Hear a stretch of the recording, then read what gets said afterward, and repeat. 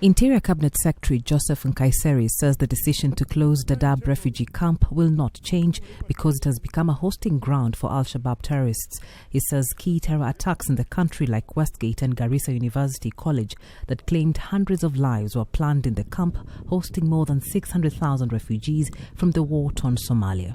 Kenya is committed to closing the Dadaab refugee complex.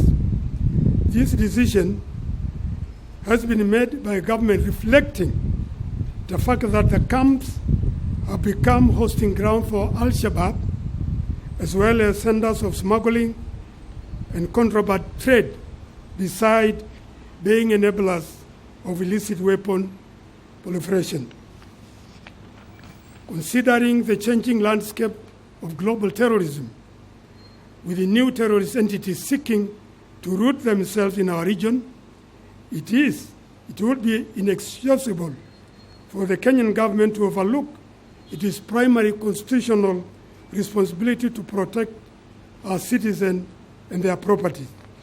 The drastic decision has sparked outrage from the international community, with the United Nations warning of what it described as devastating consequences.